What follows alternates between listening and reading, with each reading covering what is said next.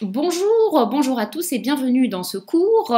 Aujourd'hui, nous continuons notre découverte du marché du travail en Allemagne pour bien préparer sa candidature à un poste dans une entreprise allemande. Donc pour en parler, nous sommes toujours avec Nathalie Fèvre, recruteuse chez Eurojob Consulting. Nathalie, bonjour. Bonjour Cécile. Alors Nathalie, la dernière fois, nous avons parlé des bonnes nouvelles du marché du travail en Allemagne, cet Eldorado des diplômés, notamment français. Mais il faut quand même maintenant un peu modérer les attentes. Bien évidemment, c'est pas non plus le paradis sur Terre. Le marché du travail est exigeant et il faut éviter d'être naïf. Alors, tu es particulièrement bien parlé pour en parler, particulièrement bien placée pour en parler, Nathalie, puisque tu participes à des salons emploi où tu rencontres beaucoup de candidats à l'expatriation vers l'Allemagne.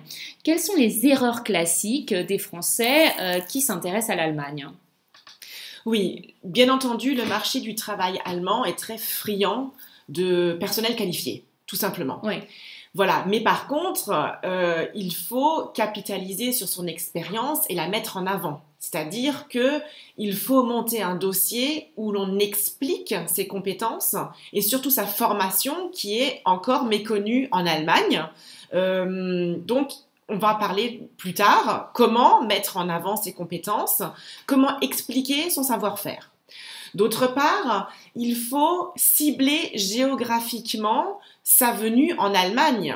C'est-à-dire que, comme nous avons vu, les taux de chômage sont très hétérogènes en Allemagne, donc ne choisissez peut-être pas la capitale allemande comme vous le ferez avec la capitale française où certes vous trouvez de l'emploi. En Allemagne, sur Berlin, ce n'est pas nécessairement le cas, avec un taux de chômage relativement fort par rapport à la moyenne nationale.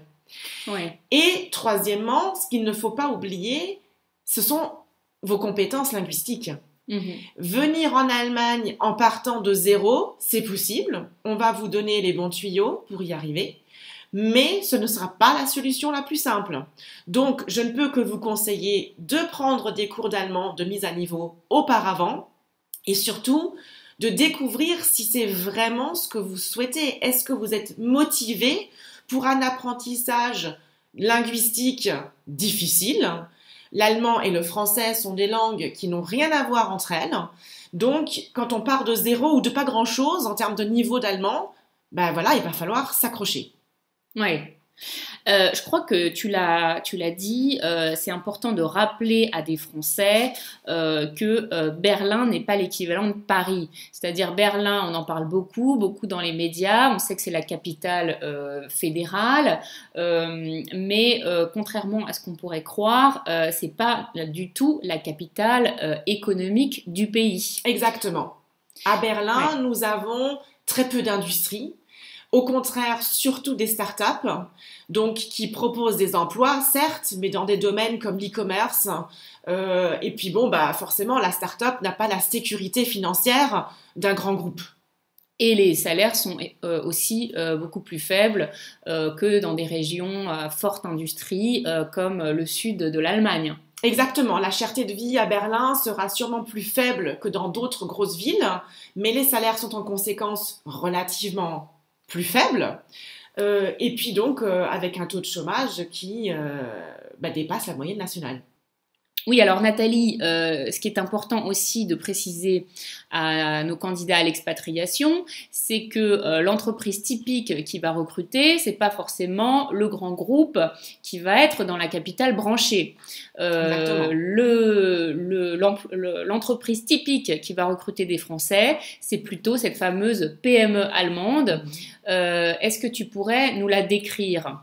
Oui, ce sont donc des entreprises avec 100 à 200 salariés, entreprise en pleine expansion, qui aura peut-être déjà 1, 2, 3 succursales en Europe, avec quelques salariés donc sur ses points de chute, ses bureaux commerciaux en quelque sorte, et qui va vouloir pénétrer un nouveau marché, celui de la France.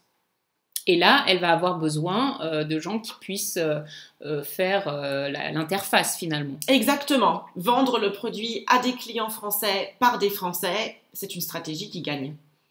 Alors, cette entreprise, comme je le disais, elle n'est pas forcément située dans les grandes villes. Où est-ce qu'elle est située? Souvent en Allemagne. Le modèle allemand, c'est plutôt des entreprises qui ne sont pas forcément situées dans les grandes villes. Pas nécessairement. Bien sûr, il y a de tout, Ouais. mais il ne faut pas oublier justement ces entreprises qui se trouvent à peut-être 20 minutes d'une grande ville en voiture et qui elles aussi recrutent et qui elles aussi proposent des options de carrière très attractives. Voilà, donc il faut, comme tu le disais, se poser la question, est-ce que on est prêt à travailler pour ce genre d'entreprise? Donc travailler finalement dans une entreprise qui va pas être dans une capitale, mais peut-être plutôt à la campagne et qui va aussi, surtout, attendre du candidat ou d'une future recrue qu'elle s'engage un petit peu sur le long terme, c'est vrai? Voilà, donc il faudra rassurer le recruteur sur sa volonté de s'investir sur le long terme, donc de ne pas rechercher une première expérience à l'étranger qu'on va capitaliser dans son pays d'origine, mais un recrutement fiable sur le long terme. Pour l'entreprise, le recrutement, c'est compliqué. Il n'y a pas qu'un risque au niveau du candidat qui doit déménager, etc. Non, l'entreprise a ses difficultés avec la chose également, et devant ce contexte de pénurie, elle souhaite trouver quelqu'un qui va rester. Alors combien de temps il faut envisager de rester dans cette entreprise pour être crédible en fait?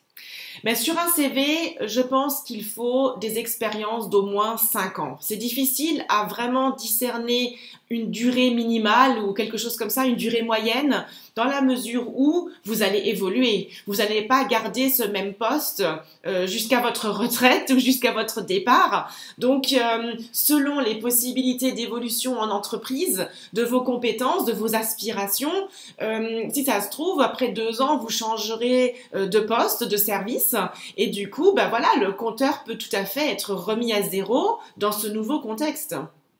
Très bien, d'accord. Donc, il faut, avant de préparer, d'envisager une expatriation, il faut bien avoir tous ces éléments en tête. Une exigence de diplôme, une exigence aussi, une certaine connaissance du pays, et puis aussi être prêt à s'engager dans un processus de recrutement qui va être approfondi et un engagement dans le pays qui sera plutôt long, autour de 5 ans. Voilà, c'est ça que tu nous expliques. Tout à fait. Très bien. Eh ben, merci beaucoup pour ces explications, Nathalie. Nous nous retrouvons donc pour le prochain cours. À bientôt. Au revoir.